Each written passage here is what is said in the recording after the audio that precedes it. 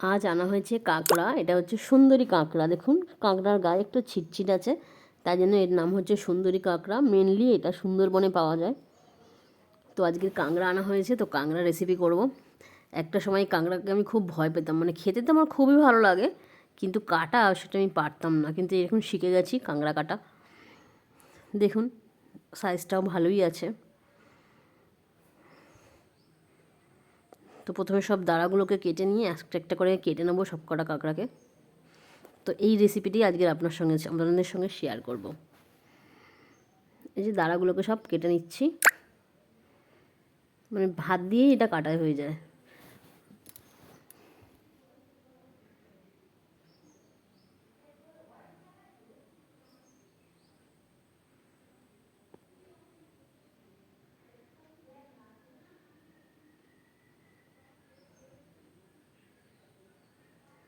সব কটা দাঁড়া আমি ভেঙে নেব। এই যে ছোটো ছোটো দাঁড়াগুলো দেখছেন, এগুলো আমি নিই না। এগুলো এগুলো নেওয়া যায়, কিন্তু আমি নেব না। আমি এই বড় দাঁড়া দুটো আর এই কাঁকড়াটাই নেব। এবার এগুলো সব ভালো করে বাদ দিয়ে দেবো। এই মাথাটা পুরো বাদ দিয়ে দিতে হবে, আর ভিতর থেকে সব ময়লা সব বার করে দিয়ে ভালো করে পিছনটা পরিষ্কার করে নিলেই আমার কাঁকড়া কাটা রেডি হয়ে যাবে। দেখুন এটা ঘি হয়েছে। সব ময়লাগুলো পরিষ্কার করে নিতে হবে।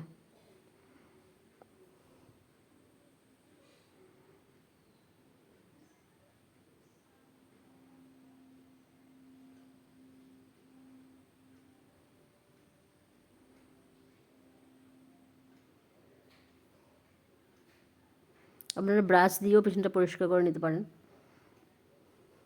আমি ছুরি দিয়ে করে নিচ্ছি, ব্রাশ দিয়ে ঘষলেও ওগুলো উঠে যায়। এরকম করে সবগুলো কাঁকড়া আমি কেটে নেবো। কেটে ভালো করে এগুলোকে ধুয়ে নেব। অনেকবার করে ধুতে হবে, পরিষ্কার জল যতক্ষণ না আসে। এবার আমি নুন হলুদ মাখিয়ে রেখেছি। এবার কড়াই তেল দিয়ে কাঁকড়াগুলোকে লাল লাল করে ভেজে তুলে রাখবো।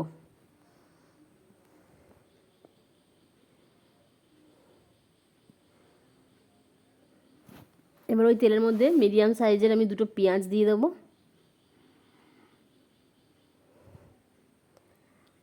পেঁয়াজগুলো একটু ভাজা ভাজা হয়ে গেলে তার মধ্যে আমি দিয়ে দেবো হচ্ছে কেটে রাখা আলু। কেটে রাখা আলুটা দিয়ে দিলাম, দিয়ে ভালো করে আমি এটা ভাজবো। আলুটাকে ভালো করে ভাজতে দেবো। আলুটা ততক্ষণে ভাজা হবে, এর মধ্যে আমি একটা মশলা তৈরি করে নেব।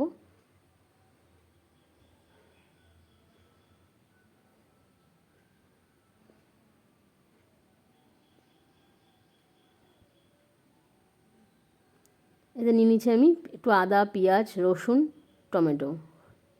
আপনারা কাঁচা লঙ্কাও অ্যাড করতে পারেন, আমি কাঁচা লঙ্কাটা ছিল না বলে দিইনি। এবার ওর মধ্যে আমি একটু গুঁড়ো মশলা অ্যাড করছি, লঙ্কা গুঁড়ো, হলুদ গুঁড়ো আর নুন।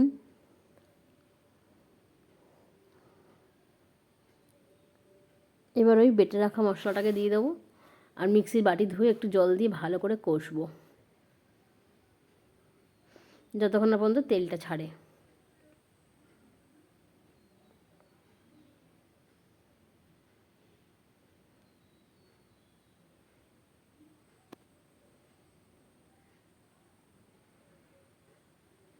এবার এর মধ্যেই ভেজে রাখা কাঁকড়াটা দিয়ে দেবো, দিয়ে এটা দিয়ে একটু কষবো।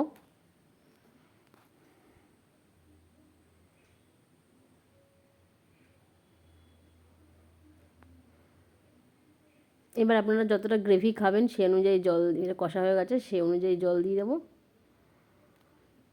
যাতে কিনা আলু আর কাঁকড়াটা খুব ভালোভাবে সিদ্ধ হয়ে যায়।